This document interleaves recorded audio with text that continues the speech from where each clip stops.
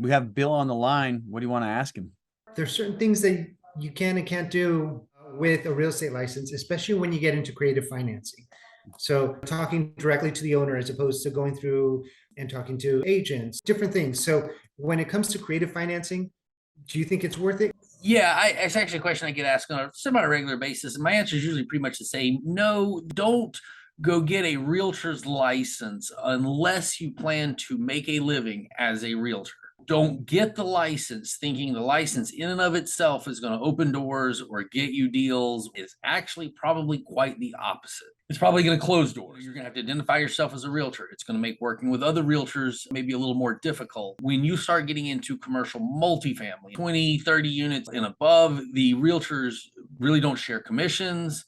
So it's not like you're going to be sharing in commissions of your own deals. So that's not going to happen. So I would say no one should get a realtor's license, creative financing aside, unless they really plan to go out, list assets and work and make a living as a realtor. Now, if you're going to do that, that's fine. I'm Brian Briscoe, host of the Diary of an Apartment Investor podcast. And this podcast is different than everything else out there. I bring together a new and an experienced investor on each episode, and I let the aspiring investor ask the questions that they need answered. So if you're an aspiring investor yourself, you probably will have the exact same questions.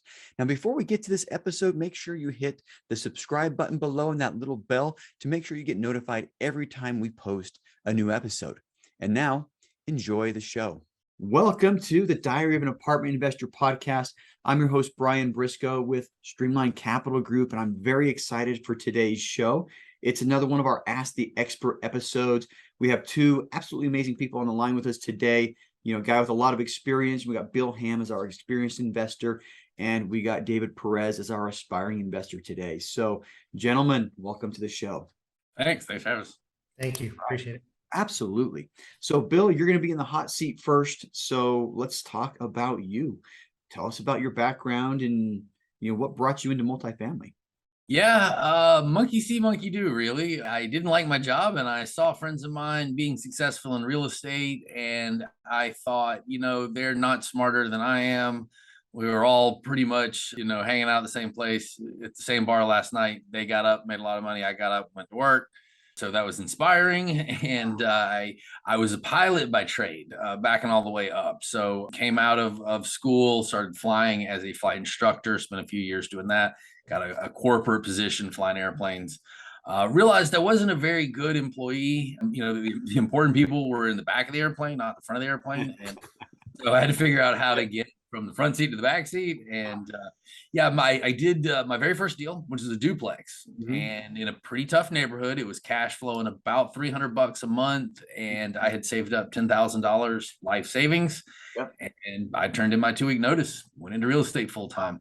So that's how I got here. For better, bold, actually. Wow. I don't recommend people do that. So let me throw that in there. I was 28 years old. No wife, no kids, no debt. Okay. There's that, so I don't want people listening to go flying off the handle and say, come home, tell their wife or something they're quitting their job because Bill said so. Bill said, I did not. No. So again, I thought worst case, what? I just go get another job, and 28 years old, that was my thought process. And so I threw in everything and went full time. I love what you just said, that very last part. What is worst case scenario? A lot of people have like this fear of jumping into something new. And I love how you put it. What's the worst case scenario? I get a job. Who cares? Whatever. What happens if I fail? I get a job, and I'm right back to where I am at right now. I love how you put that. But so bold, and something I'd like to point out, you were at least fortunate enough to have people who were in the industry doing this, and that kind of sounds like that was a light bulb moment for you. Man, I'm working for my money, and they're doing less, making more. So flipping houses, and these people weren't doing anything super high level. It's not like I was surrounded by all of these really sophisticated real estate investors and all this. No, I'm from Macon, Georgia. These were just good old boys flipping houses, nothing particularly sophisticated about it. And again, I felt like I had a pretty good job that was relatively sophisticated. And these friends of mine who are not very impressive people were out making a whole lot more money than I was. Yeah. A lot less work. And then maybe really stop and analyze where I was at. Yeah. And another point there, and this is something that, a realization I had at my very first large apartment investing conference I went to. I was intimidated. I was a little worried, do I belong in this group? And I remember a guy put his hand on my shoulder and pointed to everybody else in the room. And this guy had, 2,000 units. Oh, by the way, he's got properties in Macon. We'll talk offline. You may know him, but he put his hand on my shoulder, pointed to everybody else in the room and said, go talk to those people. You're going to realize they're normal people. He's like, none of them are any smarter than you are. Just go do it. They take action. Yeah. That was a big lesson learned for me too, is yeah, real estate's not that hard. It's just a fair amount of work. It's mentally simple, really. It can just be a fair amount of work. That's all. It's not an intelligence thing or a went to college thing or anything like that at all. It's not like that. Yeah. And I got 2 degrees in math, and nobody cares in this industry. It's like, okay, that's cute. I was a terrible student in school, so yeah, doesn't matter. Doesn't matter. It takes a little bit of hustle. You do have to know stuff, but it's fairly easy to pick up. You figure out how to analyze, figure out how to put deals together. You figure out how to run things. Helps if you have help, but you don't have to be blessed out of the womb to be able to succeed here. So good points. So duplex, quit your job. Tell us, take it from there. How did things go?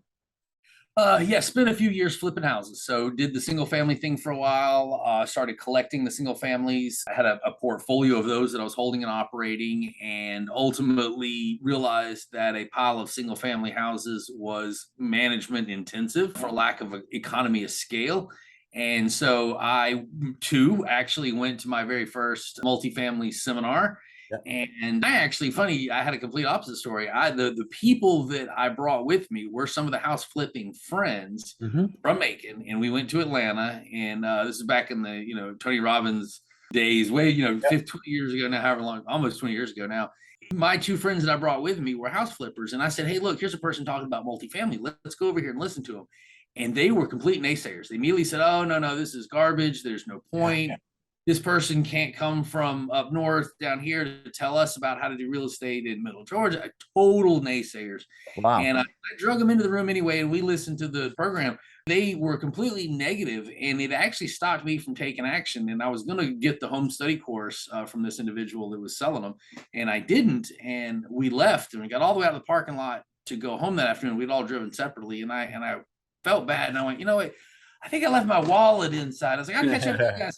And I run back inside, and I literally caught the speaker packed up and was walking out of the room with all of his stuff. And I grabbed the home study course from him, paid cash.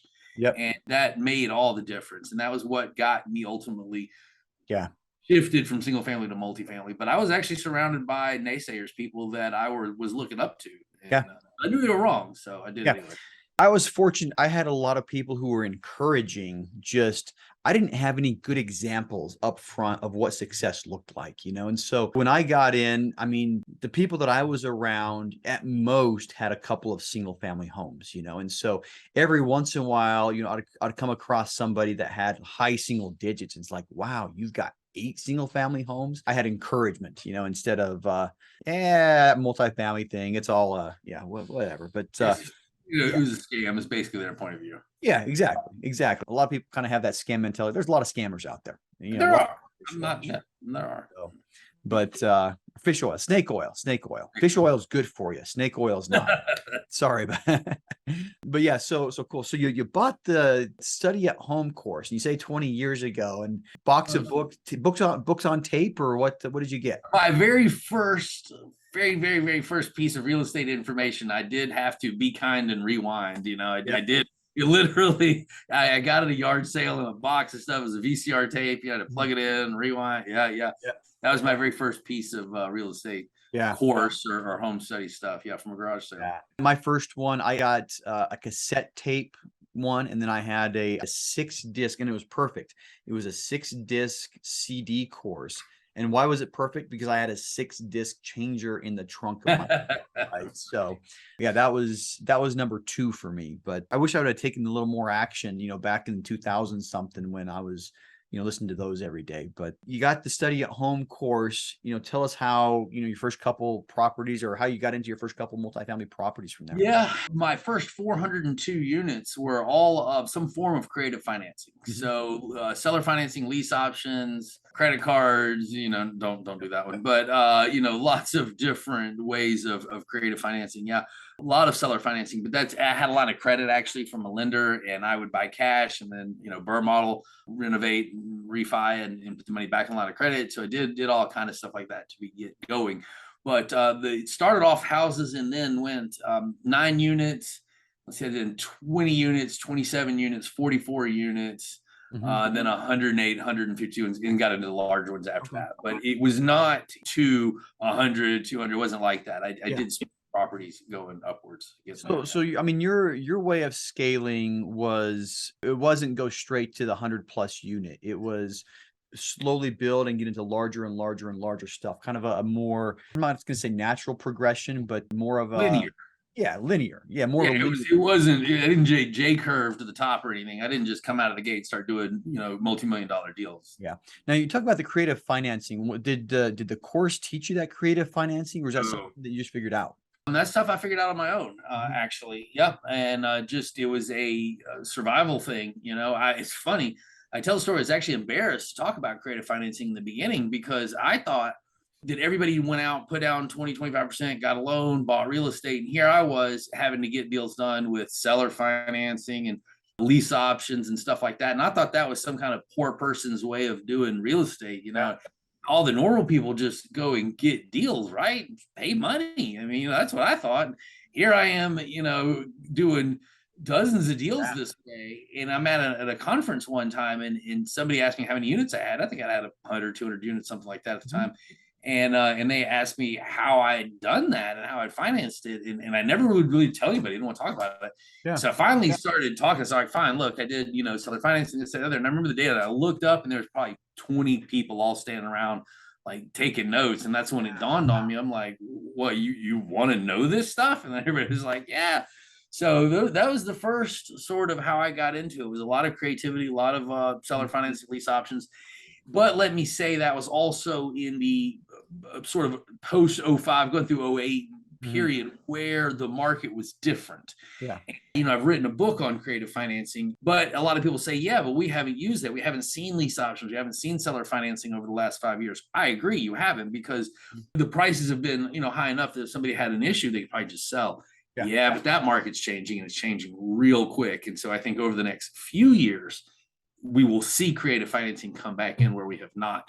And it's going to kind of fill in the gap when lenders sort of retreat, which we are currently seeing. I think we're at the start of that right now. We're selling a couple of properties right now where the buyers ask to assume our loan. A couple of years ago, assuming loans was just like, why would I assume your loan? Because, I can get a brand new loan, interest only period at the same or a lower rate right now, and so everybody was getting the new loans because higher proceeds, higher LTV, lower rates. And now I think a lot of people are starting to do the same thing. It's like if Fannie and Freddie are quoting you, 5s and 6s, and you can assume a loan at 4 something, now all of a sudden I think people are getting a little more creative. And I think you're right. The pendulum's shifting the other direction. I think a lot of sellers haven't adjusted yet, but some of the buyers are adjusting and trying to figure out how to make prices work. So exactly.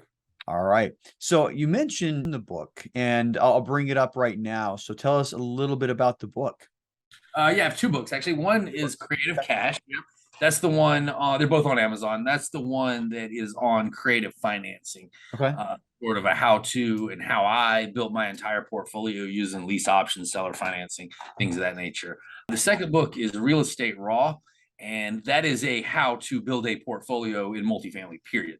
So that is just a start to stop how to get into real estate, and more specifically multifamily.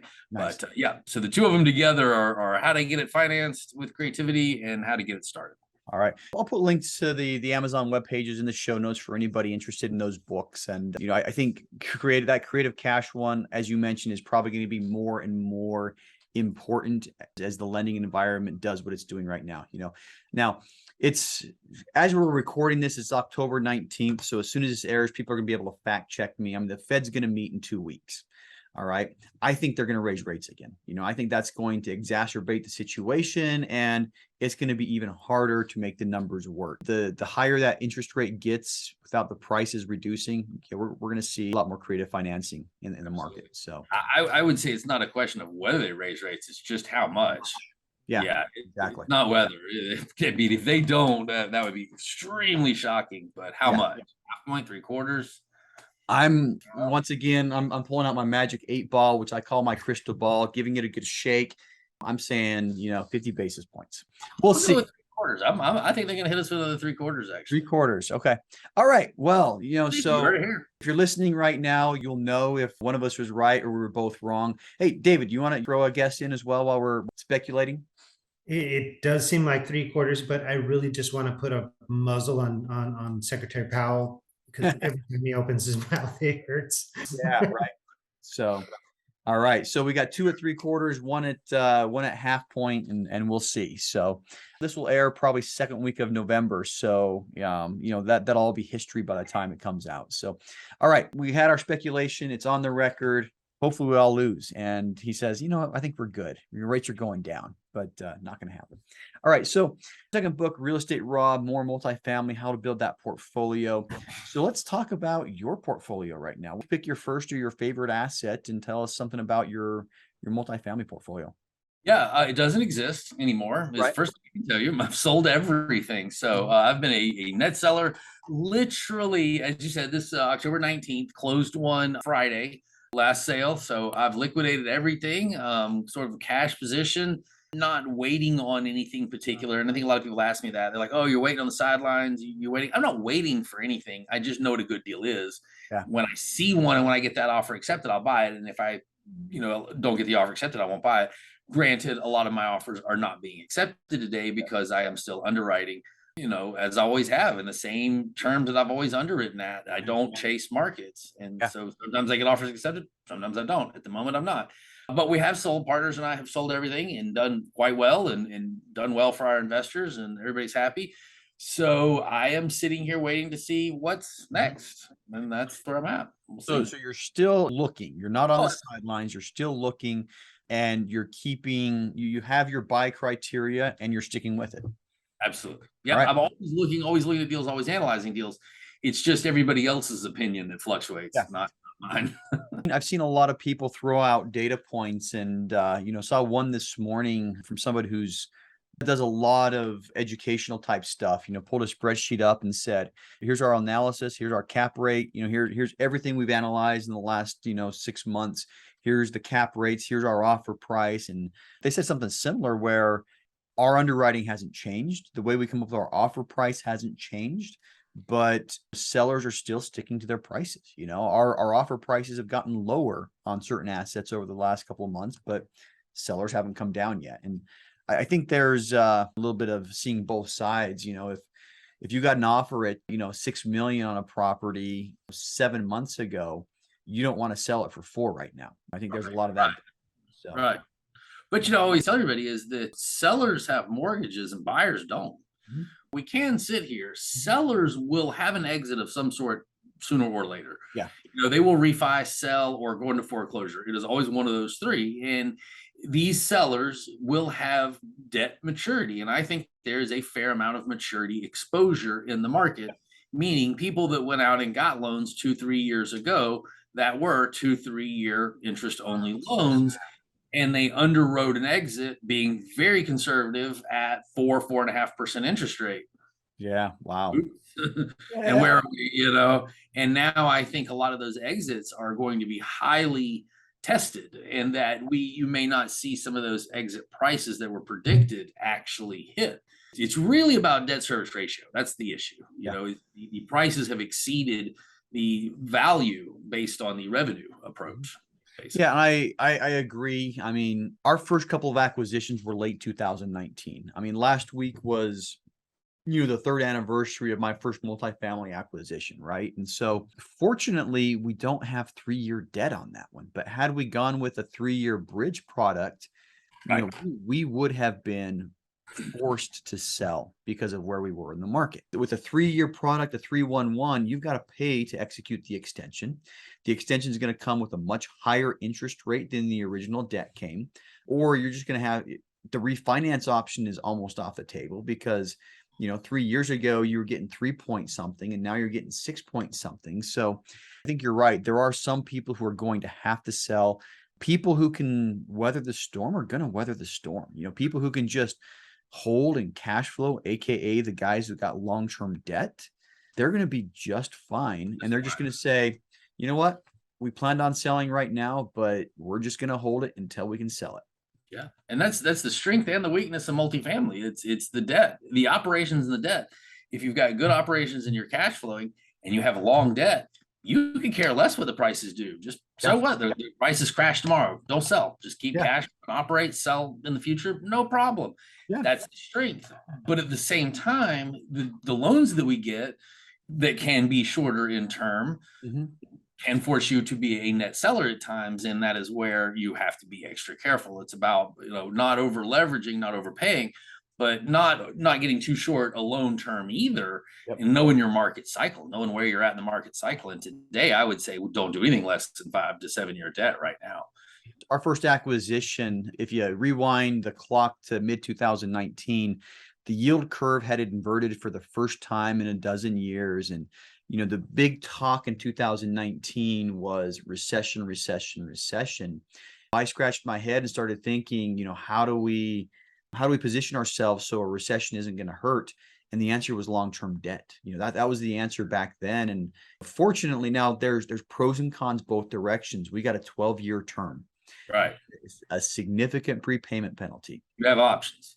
The downside was, when the market was really, really good, a year ago, we couldn't sell because of the prepayment penalty. But I mean, end of the day, now we still have 9 years on the term left at a 2019 interest rate. So I've got a lot of stories on both sides of what you just said. I won't go off down the rabbit hole now because we don't have time. But basically, I've made money and lost money on both of those sides. Made a 40-something% return while once spending $1 million in prepayment. $1 million getting out of a loan because we had a huge prepayment penalty, and somebody walked up and offered us a tremendous price for the property, and it was still worth selling. We made great returns after even just throwing away $1 million cash. That really hurt my feelings, but we still did well in the deal. And at the same time, same thing. I've gotten short-term loans, 3-year loans that came due in 2010, 2011, and the values were upside down. And I had the exact same problem and lost money. I had a loan reset and it cost me $175,000 in cash. To put into a deal to write the equity in a deal. So cash in refinance. So you can be on either side of that, and you're absolutely right. So I have, again, I'm going to go too far into this, but in one of my books, I have a concept that I call the 3 pillars of real estate. And it's debt, market cycle, exit strategy. Right.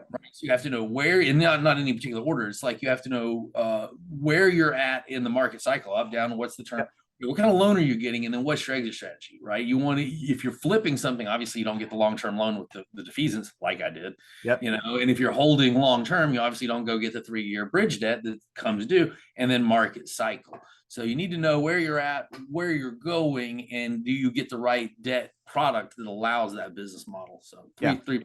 You get those 3 things, you're usually pretty successful in real estate. Yeah, I like it. Like we do. Yeah. Well, cool. Well, hey, one last question for you. We talked a little bit about it, but what's next for you? More of the same thing. Just keep looking at deals, stay in the market.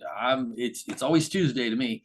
I'm an entrepreneur. It's always a day at the office, or maybe not. So it's a lifestyle. No big flashy answer to that. I'm just going to keep looking at deals, keep building out the network, raising money, making friends and contacts, and just keep going. That's it. Awesome. Sounds good. So we're going to switch gears a little bit and bring David on. So Dave, how's it going today? Great. Thank you so much for having me on.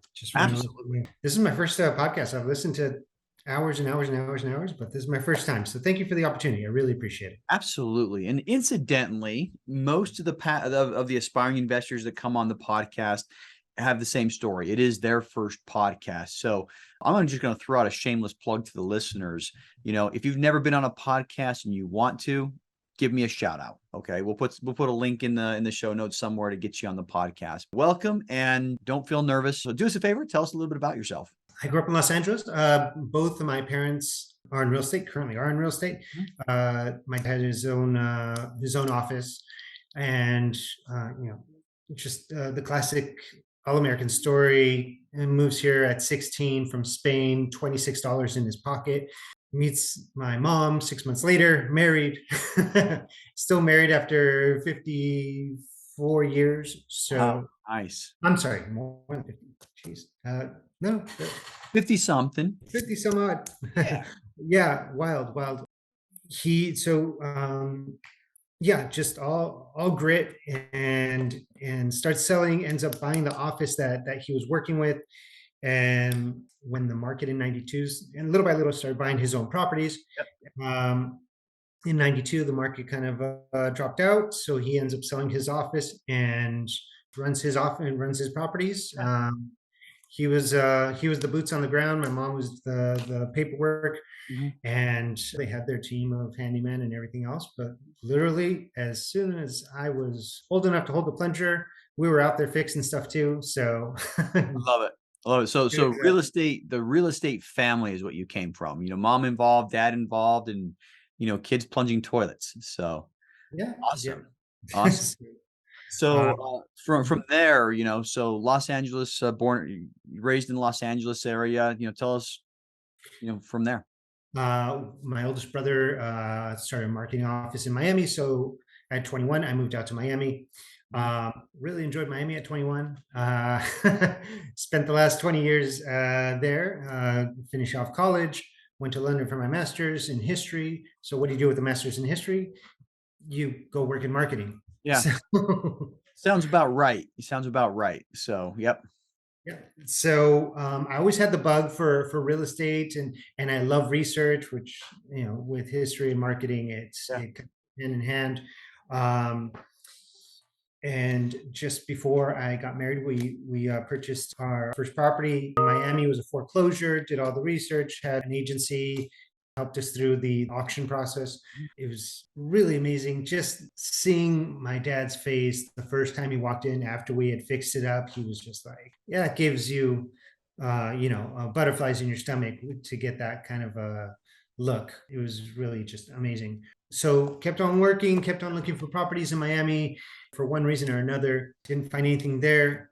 Then we did a road trip to Greenville, South Carolina, which that road trip was wild. So my grandfather on my mom's side was Jewish German. So he leaves Germany before the war. He goes to Argentina, studying to be a rabbi, meets my Catholic grandmother. They get married. The rest of us are Catholic, but the rest of his family gets stuck in Italy trying to get out. His parents get put into a concentration camp. They have a daughter inside the concentration camp, and she lives there until 6 years old. She ends up, after the war, Italy's liberated by the Americans. They go to Israel. Her daughter moves to Greenville, South Carolina. So last summer, 2021, we come up to visit because now my great aunt is giving a talk here in Greenville. And my wife and I drive up, road trip, and we fall in love with it. We were going to come for 3 days. We ended up staying 2 weeks. I start networking with local brokers. We find this amazing portfolio of 30 single family homes and duplexes. We put in our offer in December. January, we pack up the car, and the one house that was vacant in that portfolio, we actually put in the contract, hey, can we stay in that house while we're doing inspections? We thought inspections were going to take a month, 2 months tops. But here we are in October, still trying to get to the closing table. Nice. For a very roundabout way. But turns out that one house that was available was 2 houses down from my cousin in Greenville. So it just kind of felt that everything was bringing us to Greenville. Nice. Since 1940. Greenville's a great market to be in. And a lot of my portfolio was in that area, Greenville, Spartanburg, and I know Bill's not too far from there. I think we'll all say great place to start your investing career. Speaking of investing career, if you had to boil things down to one thing, what would your big burning why be? What would your motivation be? And I've listened to so many of your episodes, and everyone says family. But honestly, my wife and I were married 3 years now. We want to have kids. I want to be ready when those kids come and give them a life where I can show them the world. I want to give my wife the life that I want to give her as well. That's my impulse for everything is really my family. And also following in my father's footsteps is a big thing for me, just to, I want zero inheritance from my parents because my parents have given me everything in my life. Yeah. So really, it's that respect that I have back towards my parents as well. Mhm. To Love it. Yeah. Love it. Well, we have Bill on the line. What do you want to ask him? Oh, I have so many questions for that. Sure, go ahead. And really, I have to get on Amazon and buy both of those books because they both sound awesome. My first question is, and so in Greenville, they have an amazing RIA. And I joined the RIA and amazing people. I just feel that everyone's super trustworthy and you can just be very transparent with them. Everyone keeps saying, get your license, get your license. And I'm taking the classes for my real estate license, but there's certain things that you can and can't do with a real estate license, especially when you get into creative financing.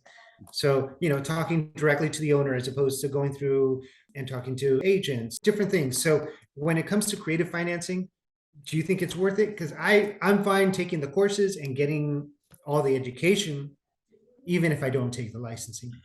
Yeah, it's actually a question I get asked on a semi-regular basis, and my answer is usually pretty much the same. No, don't go get a realtor's license unless you plan to make a living as a realtor.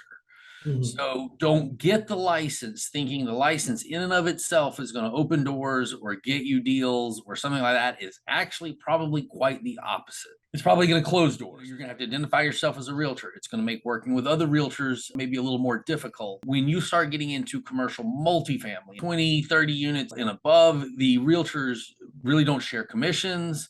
So it's not like you're going to be sharing in commissions of your own deals. So that's not going to happen. So I would say no one should get a realtor's license, creative financing aside, unless they really plan to go out, list assets and work and make a living as a realtor. Now, if you're going to do that, that's fine. Another area that I've seen a lot of people don't really stop and think about this is that depending on the brokerage firm you're with, they may start taking cuts and or limit what they allow you to even buy and invest in, period. So I have had students that were realtors that went out to go buy their own apartment complex, their own piece of real estate, and their boss, that broker, shows up and says, no, I get a cut of that because you work for me. And so just read the fine print once you become a realtor. I would say no, again, not to be an investor. It's not going to help you as an investor. Yeah, that's kind of what I figured. Yeah, I want to know all the laws and all the, that part. I don't know all the laws, but again, I just know that it's but no don't real get net benefit. You had mentioned that you're selling off a lot of your properties. How are you getting around the taxes on that? Oh, I'm not. No, That's just pay your taxes and go on. Yeah, not. You're not doing There are 1031 1031 exchanges and things like that. Those are hard to do in syndicated deals, and most of my deals have been syndicated. I have a lot of investors and general partners and things like that. And so 1031 exchanges where you do the tax deferred exchange can be difficult. But no, that's, you only paying taxes on profit. Everybody needs to understand that, right? You're paying taxes as a percentage of the money you make. So you have to make money. So as long as you're making money, you're making money. Taxes are just a part of the American society. Everybody wants to get up in arms about that, but it's just part of business. So you can avoid it. Hey, avoid it. I'm all for, legitimate tax things, but no, and in a lot of cases, you just need to pay your bills and go on. And that's what we've done. Oh, okay. This is the first year I'm worried about with taxes. I've been able to zero things out, but we've already sold 3 properties and we'll probably close on 2 more before the end of the year. So as tax friendly as real estate is, I think I'll actually pay into the system for 2022. Yeah, I would make the comment, if you're not paying taxes, you're either not making enough money or you're making a tremendous amount of money. It's like you're not paying taxes, you're super rich or super broke. One of the two. Most of us in the middle, you pay more taxes because you're going to make more money.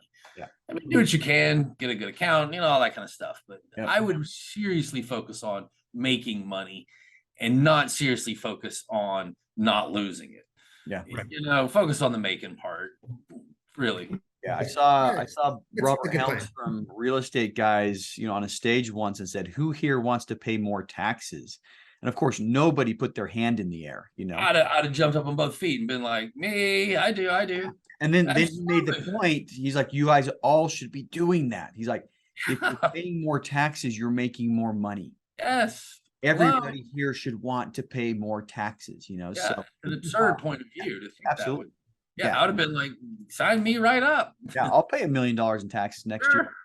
Probably means I'm making 4, or 3, but whatever. Yeah. Whatever. Who cares? Yeah. Taxes. Cool. What have you come up against with banks when you've had these creative financing?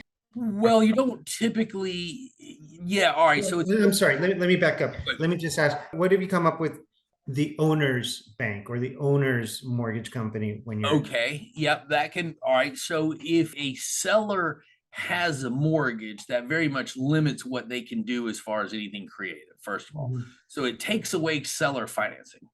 They cannot legitimately seller finance a property to you if they have a mortgage, because a legitimate seller financing would be a transfer of the deed. And they can't do that because they don't have the deed because they have a mortgage. Now, people will say things like, oh, yeah, but you can do subject to financing. Well, we just won't tell the bank and I'll just make the payment and pinky swear. Yeah, you can do that. There is some risk there. The loan could get called. They usually don't, that kind of thing. But then there's lease options, doing a master lease option. Either way, I would say you want to get permission from the lender, or at least notify the lender that you and the seller are going to do this, and make sure that it doesn't trigger any fine print or due on sale clause that would be in that loan. But again, if the seller has 100% equity, then you can go do seller financing. I recommend seller financing first if you can absolutely help it, of all the types, So yeah, that is what you're going to run into. Another point would be your bank. And this, people come up with this a lot. They say, hey, wait, I got an idea. I'll go get 80% loan from, my bank, and then I'll get 20% carryback from Brian, and ta-da, 100% financing. I don't have to worry about that. Yeah, hold on. The primary lender, your bank, is not likely to allow you to have zero at-risk capital. They might let the seller, Brian here, carry back some of it, but the likelihood that they're going to let him carry back 100%, you get a mortgage, just no skin in the game. Please call me with that bank's phone number if you have a lender that's doing that, because I've got some bridges and swamps I'd like to refinance with them. But besides that, that's very unlikely that you're going to pull that off. And so those are some of the things you'll run into with lenders. That's true. A lot of lenders have clauses in your contract that limit the second mortgages that you can put on.